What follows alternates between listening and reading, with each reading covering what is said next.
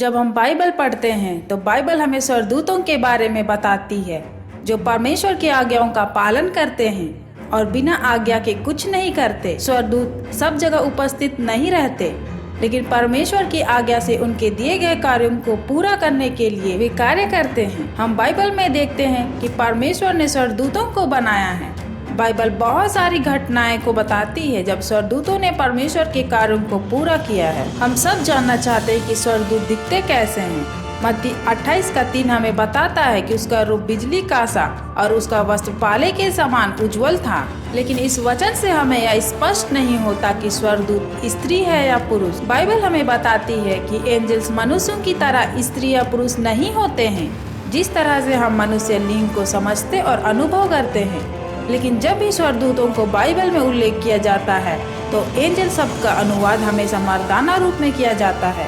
इसके अलावा जब स्वर्गदूत बाइबल में लोगों को दिखाई दिए तो उन्हें हमेशा पुरुषों के रूप में दिखाया गया है, और जब उन्हें नाम दिए गए तो उनका नाम हमेशा मर्दाना था। एंजल शब्द के लिए ग्रीक और हिब्रू शब्द का अनुवाद हमेशा पुरुष होता है।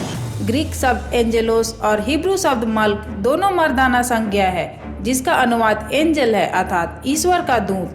आयुब 1:6 में बाइबल स्वर्गदूतों को परमेश्वर के बेटे के रूप में इंडिकेट करता है।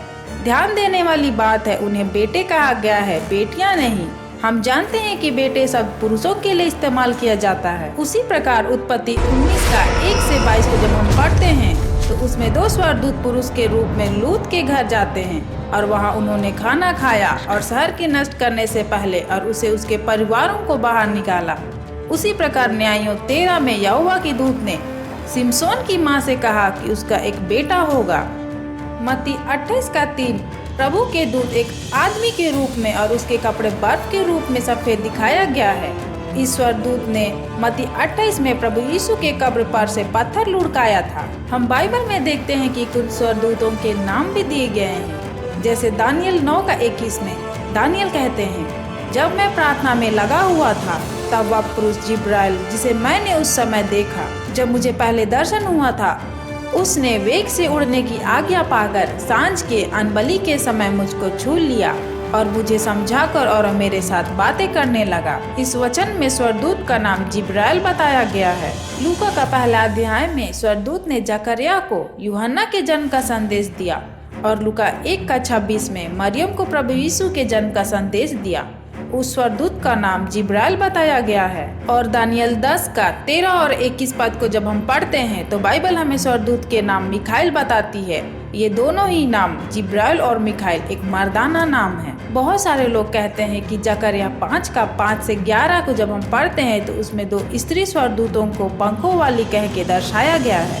जब हम पूरी घटना को पढ़ते हैं तो हम देखते हैं कि भविष्यवक्ता जकरिया के साथ बात करने वाले स्वर्गदूतों को मर्दाना शब्द मल्क और मर्दाना सर्वनाम के रूप में दिखाया गया है। भविष्यवक्ता जकरिया के साथ बात करने वाले स्वर्गदूतों को मर्दाना शब्द मल्क और मर्दाना सर्वनाम के साथ दिखाया गया है। हालांकि भ्रम पैदा होता है तब जब भविष्यवाणी में पंखों वाली 2 महिलाएं दुष्टता की टोकरी के साथ उड़ जाती है। महिलाओं को एक सारस, एक अशुद्ध पक्षी के पंखों के रूप में दिखाया गया है, लेकिन बाइबल स्वर्गदूतों के सारस वाले पंखों के बारे में नहीं बताता है। यह एक कल्पना से भरा भविष्यवाणी है। पढ़ने वालों को उसके रूप को शब्दों में लेने की आवश्यकता नहीं है। यह भविष्यवाणी इजराइल के अपरिवर्तनीय पाप और उनके परिणामों की कल्पना करती है। यह केवल एक दर्शन है। इस वीडियो को देखने के लिए थैंक यू।